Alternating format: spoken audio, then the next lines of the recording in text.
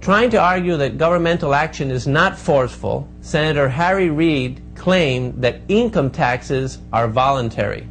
If the government is in the business of forcefully taking money from some people in order to provide welfare benefits to others, how will the people whose money is being taken feel about the government?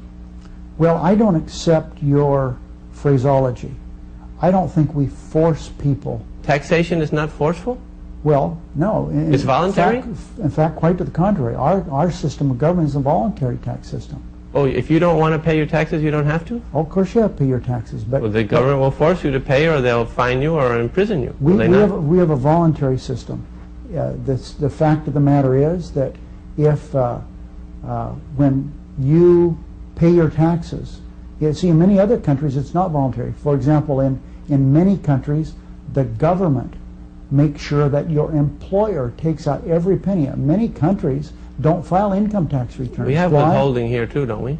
Pardon me? Withholding? With some programs, yes. But I'm talking about in some countries, European countries as an example, you don't file an income tax return. There is no need to, because your employer takes all the money out. That's the difference between a voluntary and an involuntary system. You can't cheat and not pay your taxes. Right. But I don't accept your phraseology that you forcibly take money from somebody else and give it to that's the way it is on any program. I mean, can the taxpayer highway program is the same.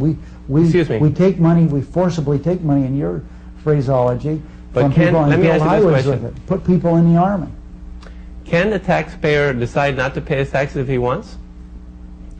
He can not pay his taxes. What will happen? He's subject to civil and criminal penalties. They'll put him in jail. They use force against him.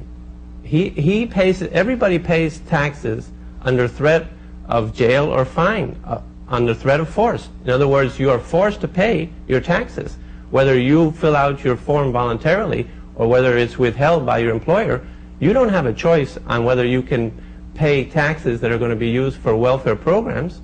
You can't make that choice. Well, but the reason our system is called a voluntary tax system, and I recognize, that ultimately you can't cheat in your taxes, but we have many provisions in the law they don't have in most countries. We have deductibility for home, interest on mortgage payment. They don't have that in most countries. We have deductibility for certain excessive expenses as it relates to health, doctors, hospitals. We have all kinds of tax, some people call them loopholes, but others would call them incentives for people to do business. And that's why you're not forced to pay certain tax. There are ways, if you decide to buy a home. You can decide not to pay taxes in the United States? I mean, I really don't understand what you're trying to get at. What the point of the matter is... Because you objected to my phraseology. You say that the government isn't forcefully taking money from some people to provide welfare benefits to others.